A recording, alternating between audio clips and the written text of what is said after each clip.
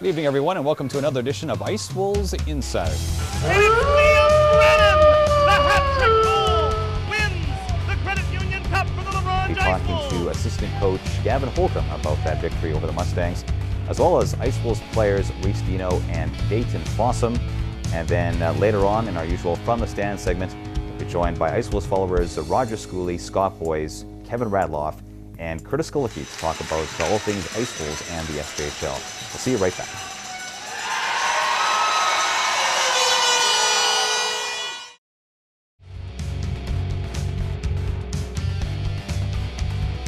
Welcome back to Ice Wolves Insider. This time we're chatting with Ice Wolves assistant coach Gavin Holcomb. Gavin, welcome to the program. Thanks for having me.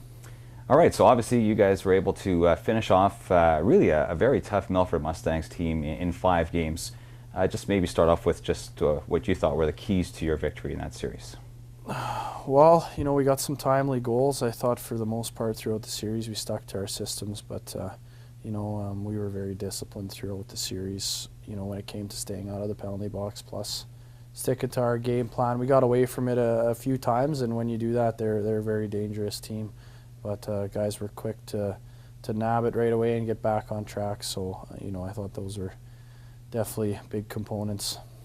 You guys had a couple of huge third periods, especially on the road there. After coming away with the split, obviously it was big to come away with both those games in Milford. Maybe talk about first off your third periods in both those games there. Well, it was huge to go in there and get both of those games. You know, get the first one and get home ice back, but that last one, when it can be 2-2 or 3-1 when you leave, going back home for it to be 3-1, that was just huge and probably quite deflating for them. You know, the first game we were up 2-0 and they came back and made it 3-2 going into the third, and we got some huge goals, and I think that was really a backbreaker for them. You know, they fought back being down 2-0 to have the lead going into the third and then to lose it. You know, I thought that kind of set the tone for the next night, and but it was tight the next night as well, 1-1 going into the third, and again, we just played a great, you know, solid third period there. Yeah, you know, some people will take a look at the result. You know, you guys win in 5 games and perhaps overlook, I guess, the quality of opponent that you guys faced. Maybe talk about some of the aspects of the Mustangs game that perhaps gave you guys the most trouble or most difficulty. Well, you know, they're a dangerous team, and whenever we got away from our game plan or we were turning pucks over, they have a quick transition and they have a lot of skilled guys. So we had to be very careful of how we were managing the puck and make sure that we didn't sit back. Anytime we sat back and we weren't playing our game and dictating, they were dangerous. They got a lot of good players, and they played hard, but we were able to get to their goaltender Corsi and get some pucks past him, and you know, Bart's was really good for us. Yeah, we'll get to that in a second. First off, Game 5, obviously another really timely goal. I think it's Travis Egan that scores about a minute and a half in. That had to be the one that really helped you guys go on to victory there. Yeah, that going into that game, we were talking before and how big it would be to score first. You know, and to get that goal as early as we did, and then one right after that helped a lot. I thought we, you know, maybe didn't sit back, but we didn't really push after that as much as we would have liked. But I thought, you know, we stayed pretty consistent throughout our game, and you know, we got a timely one at the end there too. Right. How would you characterize your special teams in this series? Obviously, the Mustangs have some pretty good units there as well. How do you think you guys did against Mustangs? I thought we did pretty good. You know, I've been quite pleased with our special teams. Our penalty kill was struggling a bit in the Flin Flon series, and you know, I didn't think we gave up too much. I don't know the stats, so you probably know. I don't know either. I was hoping you're going to help me out with that. No, I don't know exactly what the stats are. I never looked, but I don't think we gave up very many penalty shorthanded goals. Well, we gave up, shorthanded goals, but I don't think we got scored on the penalty kill too often. We were aggressive, and we got some timely power play goals as well. And of course, some really timely saves. You mentioned Adam Barco's goaltending. obviously, I guess, justified the faith you guys have placed in him this season. Talk about the work he did in this series. Oh, he was very solid, and you know, we got outshot one of the games down in Melfort. Game 4, we got outshot quite a bit. We were pretty happy though with the way we played. We weren't giving them a lot of scoring opportunities, but a few times on the penalty kill. I think that's why our penalty kill was as good as it was in this series. Adam was making some real timely saves, and sometimes it's not how many saves you make, it's the timing of them, and he was coming up with some big saves when we needed it, and that's what you need in the playoffs. Yeah. Okay, let's talk about the series ahead here against the Yorkton Terriers. First off, how much do you think the experience in the last 5 games will prepare you guys for what's coming up next, especially considering that the Mustangs really had you guys, you know, paying attention to detail, things like that? Do you think that's going to help you guys against Yorkton? Yeah, I think so. I think it helps too that all of our games were really close.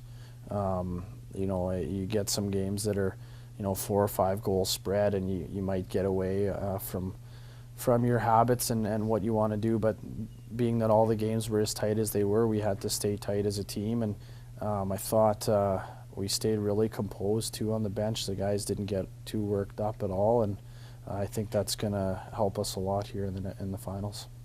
Obviously, I'm sure you also like your chances in the final, but I imagine you also have a very healthy respect for the Yorkton Terriers. Maybe talk about, I guess, the type of challenge you're going to face in them.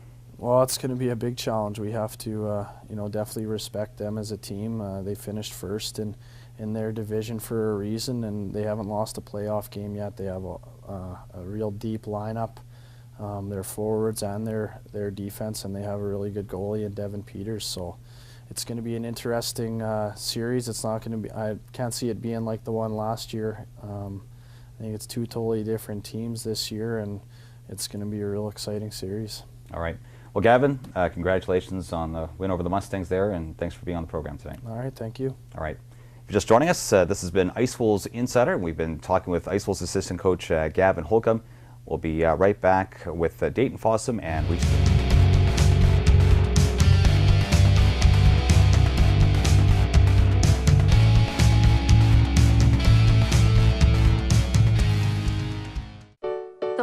Is a big family. It's people who I can relate to who have amputations like me. It's like a big support group.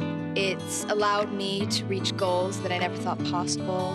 My prosthetic limbs, the Warhamps gave me, helped me so much. I can do running, snowboarding, play guitar, ride my bike, skip rope, play soccer. I can run really fast. I play hockey. I can do what you can do, and that's what the Warhamps does for people.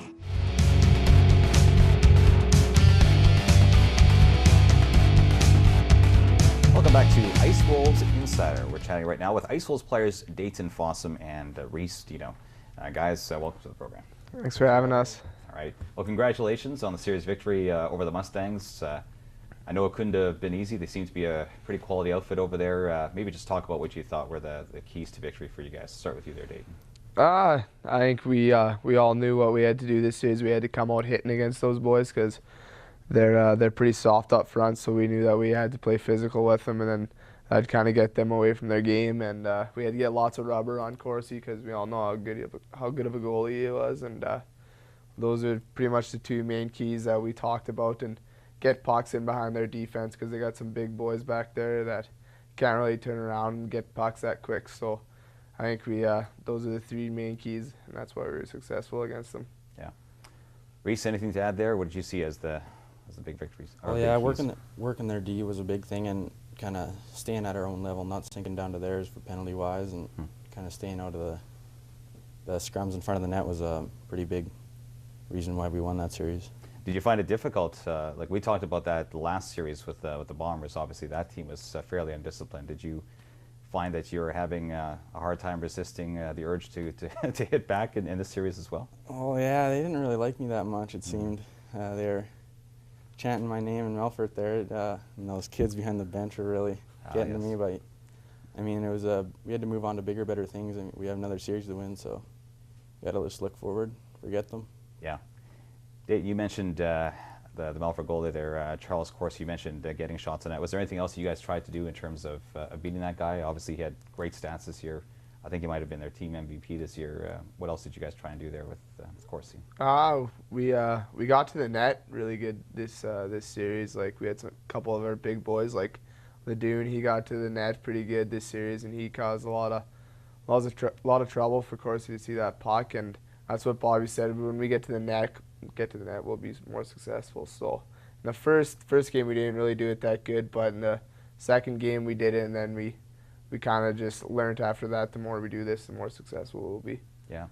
Now, some other teams, if they were to lose their first game of the series on home ice, that could be a signal for trouble. You guys managed to really rebound, as you guys have been doing all year, with 4 straight victories, including 2 in Melfort.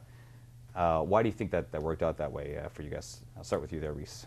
Well, we had a saying in the dressing room, good teams don't lose 2 games in a row. So, I mean, losing that first one in overtime I was on the ice even, so it was kind of crushing. But, you know, I mean, you just got to come back. And, I mean, good teams are always going to come back. You just got to think about the next game, really, and just rebound from it. Dayton, anything you want to add on that? Well, it was almost just like a wake-up call again, because we had a little bit of a break there against Flin Flon, and I almost don't want to say that we were still in practice mode, but it was just kind of got our butts in gear after that, and really, like, these boys are a pretty good hockey club, and we got to treat them with all the respect we can. So that just kind of got our heads back into it and got the job done.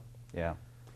Obviously, in Melfort, you needed in both games 2 really huge third periods. We talked about that with Gavin. Maybe talk about playing in Melfort.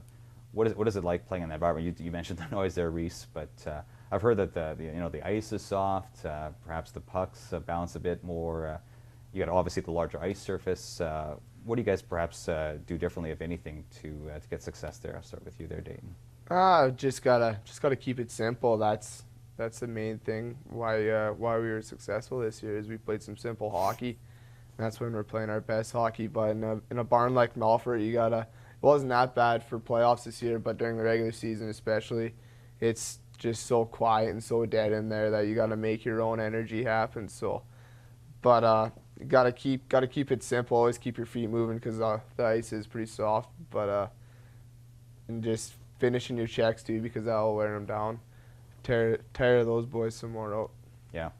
All right. Let's move on to the upcoming series against the Terriers. You guys played them 4 times. I think they actually won the season series, but a lot of people are having a hard time trying to forecast what's going to happen in this upcoming series, because you guys really haven't seen each other with the current lineups and with everybody back from injury, that sort of thing. So, I guess I'm going to ask you guys, what are you expecting in this series? I'll start with you there, Rhys. I've never really been this far in the playoffs before, so I'm not really sure what a final would be like, but the Yorkton Terriers are definitely a good club, and playing against them, it was tough, and they have some big guys, and it's harder for the kind of skilled guys to wheel around. But I mean, we're gonna have to definitely like chip and chase against these guys and get the pucks deep and use work their defensemen down. Yeah. It seemed that goals were at a premium in the games you guys played against the Terriers. I don't think you guys scored as much against them as perhaps some of the other teams. Maybe talk about that. What is it that they do that makes it perhaps a little bit harder to score on than some of the other teams? Well, this team has really good goaltending, and I mean, every team's not going to be like as good as Yorkton. Like, they're number 1 on the other side, but their defense is pretty good too. I'd say it's probably some of the best D-core in the league, that's for sure, with Blaine Tendler back there. He's going to log a lot of minutes as a former star in the WHL, so yeah, he's definitely a key component for those boys. Yeah, and obviously they made some quality additions at the trade deadline, acquiring a couple of top scorers there from the Humboldt Broncos. So what do you guys what have you guys been talking about this week in terms of what you have to do in order to be successful against that team? To be successful against them, you gotta keep things even more simple. They got some talented defense back there, but another thing about Tendler, he also doesn't like going back and getting pucks.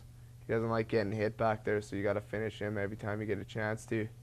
And just other boys, just kind of get in their heads, like the Buzzio and the Boers. They don't like getting hit around or pushed around either. So I don't know. You got to get in their heads, and you got to play physical with them, because they really don't like getting hit. Yeah. Okay. Well, again, congratulations on the series victory over the Mustangs, and best wishes in the upcoming series. Thanks for being on the program. Thank you. All right. If you're just joining us, this is Ice Wolves Insider, and we've been chatting with Ice Wolves players Rhyse, Dieno, and Dayton Fossum. We'll be right back with From the Stands.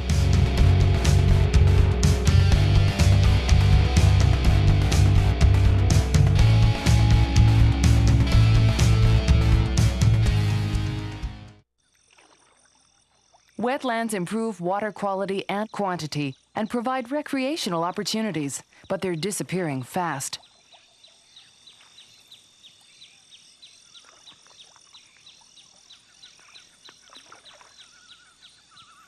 We're doing something about it. Become a member today and help conserve Canada's wetlands.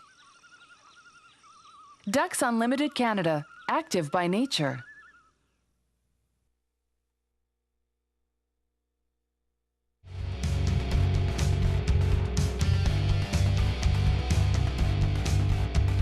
Welcome back to Ice Wolves Insider. It's time now for our usual weekly segment From the Stands. This is where we're joined by Ice Wolves followers. We have 4 gentlemen on tonight's program. That'd be Roger Schooly, Scott Boyes, Kevin Radloff, and Curtis Skalicky. Gentlemen, welcome to the program. Good day. Thank you, especially for the gentleman comment. I think we all appreciate it. Least I can do. Some of us more at this end. I see. Well, obviously, there's lots to talk about this week, so we really should get going here. First off, obviously the Ice Wolves' huge series victory over the Mustangs. Well, obviously we dwelt quite a bit on the Mustangs and Daryl Mann. Let's talk about, of course, what the Wolves did right in this series, why you think that they actually moved on. Some people would say, some people were perhaps expecting maybe a 6 or a 7 game series. They did it in 5. Why do you think that happened? Anybody could take that question. Forecheck. I think that's the gist of it all. We were in hard in their defense. We made them turn, made them chase pucks. When they did pick up pucks first, we had body on them. It wasn't, excuse me, all these, bone-crushing checks, but it's just a little bump here, bump there. We did a very good job of getting in the lanes on the breakout, and our defense moved the puck quickly, got it up to the neutral zone so we could get it in. And you didn't see a lot of guys dangling at the blue lines. It was chip in, chip out, go get the puck. It was simple hockey, and then timely savings by Adam. Absolutely. I mean, Adam won that series, goaltending series. It wasn't even close. I mean, what he did, he had something to prove, and he came out and proved it. Yeah, go ahead. I think our D did a pretty fair job of limiting them to one shots. I don't think they had a lot of scrambles where Adam was doing 2 or 3. If the puck was there, I think our D were jamming that slot and getting the puck out. I think we got away with a game or two in the end that maybe would have gone their way. I saw going 6, even still, how it even did pan out. But our penalty kill, or our power play, was fantastic. We scored goals and we made them pay. Yeah. I think that was they definitely played well enough to win more than one game. Yeah, let's be honest about that. Melfort they played great. They could have taken us down. And the thing is that, on the last time I was on here, I said it could have very well went 4 games. We were just that much better than them in the series. Doesn't mean that it wasn't a 5. It looked like it could have been a 7-game series, but we were just that much better in each game that we won to win the to win it. I mean, it wasn't that we blew them out of the water. It was just that much better. Yeah. And it's something that could happen in this series coming up too. Yeah, I was just going to say, who wants to prognosticate that one? Because a lot of people not sure what to make of this series. On the one hand, you got the Terriers who just blew through the Kansas City Clippers, and I'd forgotten that they had not actually lost a game in the playoffs. So they have all kinds of confidence. They're actually one of the few teams, I think the only team that actually won the season series in the regular season against the Ice Wolves. Of course, in a way, that's kind of ancient history because a lot of those games were early in the season. And then, of course, you got all the Ice Wolves credentials in terms of how they win on the road, almost all the time. Never lose 2 in a row, it seems, except for the Terriers. It just keeps on going back and forth. What do you guys make of this series? What do you think is going to happen? Anybody can take that one. I don't know if I saw Kingsley having a good chance in that series, and I didn't see 7-0 games coming up. So I'd like to say that we're not going to lose 7-0 like 3 times, but they got firepower and they got goaltending and they got defense. So I hope we have firepower, goaltending, and defense, and we have some great games. It's I couldn't say anybody in any certain amount of games because that's a tough call. Yeah. I think, like earlier we credited the power play for really helping us out against Melfort. Well, Yorkton takes fewer penalties. So, number one, our power play, if statistics hold out, our power play will have fewer opportunities. So when they get them, they're really going to have to make them click. Any other keys you guys see to this? Like you said, this series? the road games. we won. We lost 6 on the road this year. Yeah. I think 6 whole games. 23-6 in the regular Yeah, season. like if we can win on the road, which we have been doing. We lost at home during Melfort, and we beat them in Melfort. So, yeah. And we gave Flin Flon a good licking in Flin Flon too. So maybe we can take them down in the Yorkton Farrell Agencies Arena. Well, and they haven't had any adversity yet in the playoffs. We lost that first game to Melfort 4-3 in overtime. We probably played the best 12-minute hockey game in franchise history. But we lost the game because we only played 12 minutes. Lost the first game at home, lost to home ice advantage, came out statement 4-0 the next game. Who knows how they're going to react if they lose one of their games at home? Yeah. That, you know. You should see it's going to be a great series, and obviously televised here on Access, so it should be a lot of people watching this. Just finally, you know, if Friday wasn't enough in terms of the Ice Wolves finishing off the Mustangs in terms of big news, you know, the SJHL comes out with, for a lot of people, a bit of a shocker. Lawyer Ryan, he resigns as president. Apparently he's going to carry on for the next little while, but announces his intentions anyway. I'm not sure what kind of insight you can offer there, Roger. Obviously, you're on the Board of Governors, but I think a lot of people didn't see this coming. Maybe just give us your thoughts on Lawyer Ryan's perhaps legacy and just what this means here for the league. Well, I think it's an opportunity for the team or the league to move ahead. You know, Laurie was a pretty good president. He did a lot of good things. He basically brought this league from a paper and pencil league to to the internet, to the to a lot of stuff like that. He this past year, the marketing guy that didn't work out for the league, so he basically took on the marketing and sold more than we'd budgeted for. He's done a lot of good things for this league. He's reasonably well respected in the at the Hockey Canada level. Of course, he was one of the 4 guys that put together the Junior A supplement, which means we can have 2 fights if need be. Otherwise, we'd have been down to 1 fight and you're done. And we feel as a league and as a 4 Western partners that the 1 fight rule doesn't suit our game, and that the actual intimidation and bullying would increase with 1 fight. So, yeah, having said all that, I know that he was unpopular in some circles within the fans ranks and so forth. I'm just wondering what you guys' take is on his legacy. Some people see a lot of good things. Some people see perhaps some not so great things. What will you guys remember about I guess Lawyer Ryan's tenure as league president? For an Ice Wolf fan, the last thing you're going to remember from him is a 16-game suspension on Ducharme. Still, in my opinion, was as questionable as it would come for a 16-game suspension. So that was his last thing that he really put on us that we'll remember him by. He's never been a fan. Nobody's ever been a fan from here for him. The only thing I was thinking about how he left is either he has a new job to go to or he's been run out, because nobody leaves for fun. So, 1 or 2 options, I'm sure. Yeah.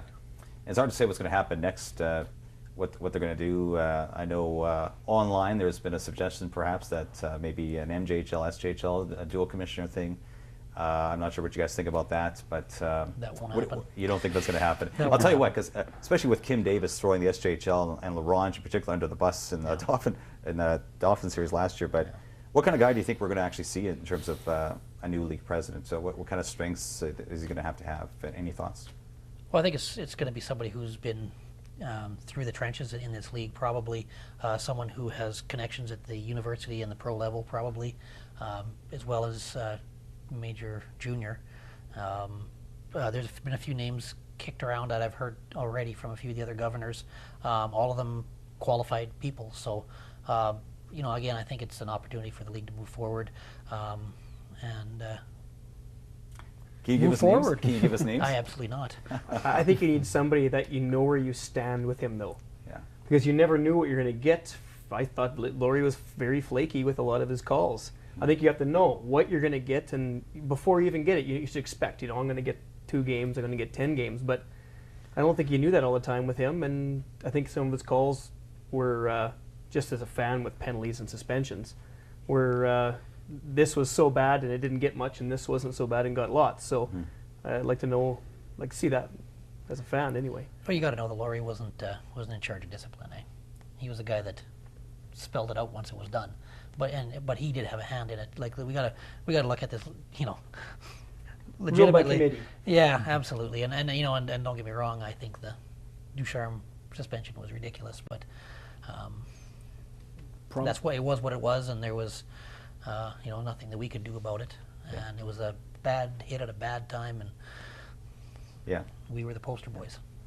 Probably the thing I'm going to remember the most, and can't be confirmed, but when we won last year to win the Connexus Cup in Yorkton, his truck, the SJHL truck, had cattle railings enclosed his entire truck. Somebody after the game closed his truck in so he couldn't get out. No, they closed it with cattle railings and then filled the whole thing with hay and buried his truck in hay. So, which is kind of funny. So who did it? I don't know, but I mean, somebody either doing it as a joke or somebody doing it because they disliked him. But I think it was more of a joke from that standpoint. But I had supper with him, and I didn't agree with some of his stuff, but you know what? It's a thankless job. Yeah, just going to say. How many of those guys are ever really popular? Gary Bettman, the list goes on and on and on. So, it really is. Like Roger said, it's an opportunity for the league to get a new fresh set of eyes in and enhance what we've got going good and change things that aren't working. Yeah. Well, we're just going to leave it on that note. Gentlemen, thanks so much for being on the program tonight. Thank you. Thank you. All right. Just joining us, this is Ice Wolves Insider. This has been an extended version of From the Stands. We'll be right back to wrap things up.